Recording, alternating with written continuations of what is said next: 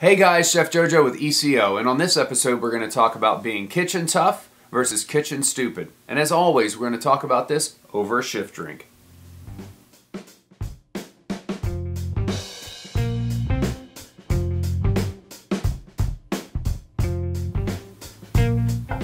Wow. Well, tonight's shift drink is Trustworthy Brewing Company. It's a Gilgal Rice Pilsner. I'm probably saying that wrong, but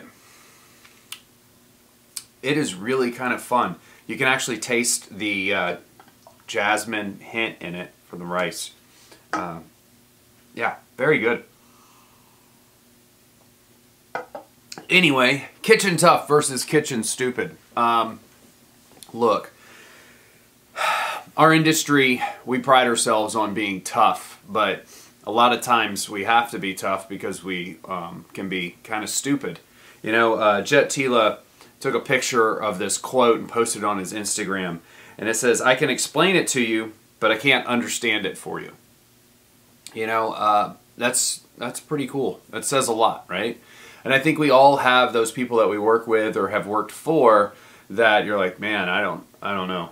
I swear I've showed you this more than once. But that's not really the road we're going to go down. What this is about is you finding your understanding of what kitchen tough versus kitchen stupid is. In our business, we always pride ourselves on like, oh, we work harder than anybody. We work nights, weekends, and holidays, and you know that's what it takes. And you know, excuse me, it's got to be all or nothing.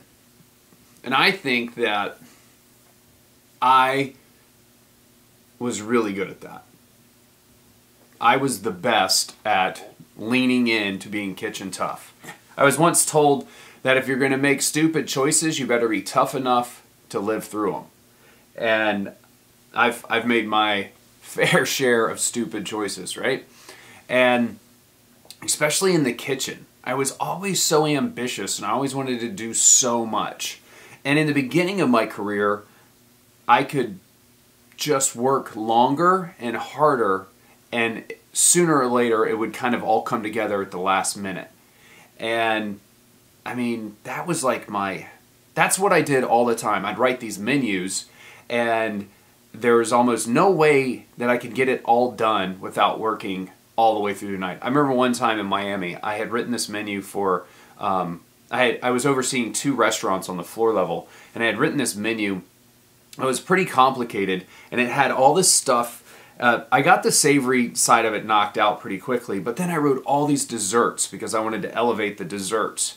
And I was there until like 4 o'clock in the morning the night of just trying to get everything together for the desserts.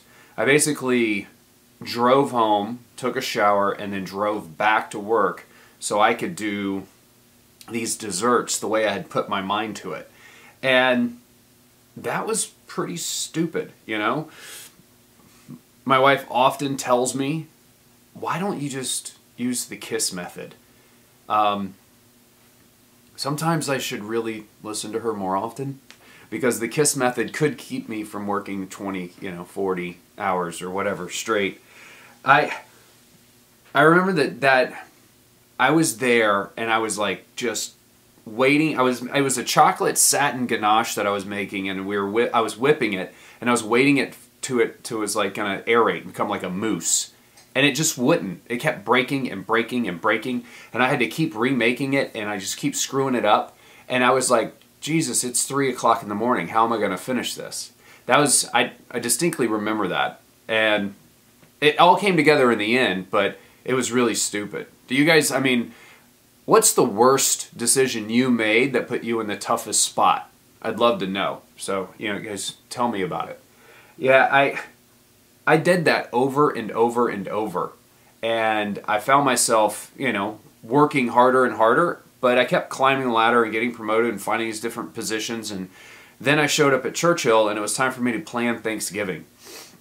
And I wrote out all this plan, and it was a big prep list, and I presented it to my boss. And Ronnie looked at me, and he goes, "That's the stupidest plan I've ever seen. You have on the paper that you're going to work 24 hours straight to do this." Now, Thanksgiving's really big at Churchill. It's like, 10,000 or 14,000 people. I don't remember, but it's a lot, and a lot of fire times. But I just planned on being kitchen tough, not kitchen smart. And I was just going to work all the way through.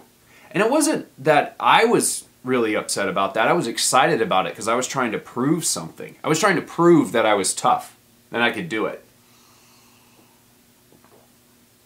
You know what the toughest part is about being kitchen tough is sometimes you're not the one paying for it. Your team is.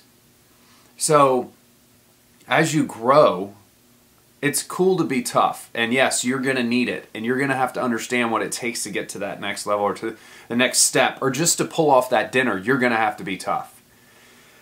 But don't make your team pay the price for it because you're trying to prove something. I think that was the toughest lesson for me to really kind of fully understand, is that it's not about you being tough. It's about making sure that your team is taken care of, and no one should have to work 24 hours straight to pull it off. You know, you need to plan. You need to, if you plan on working 24 hours straight, you're probably going to work 32. And I said, okay, I wrote a plan to work like 15 hours, and I think we worked 18. Still less than 24. We lean hard into being tough. We need to start pulling that over to the right a little bit and start being smarter and plan and make sure that you aren't making your team suffer for something that you're trying to prove. I don't know. That's my thought on it. I think that, I guess it's easier for me to say that when I look back over my choices over the years. But I definitely have made some stupid ones. It's definitely made me tough. Anyway, that's just my thoughts. I thought I'd share them with you. I'd love to hear what you have to say about it. You guys can always follow us on Facebook, Snapchat, or Instagram. And please hit the like button and that bell so you get notified when we put these shift drinks up. And until next time, I'm Chef Jojo. Cheers.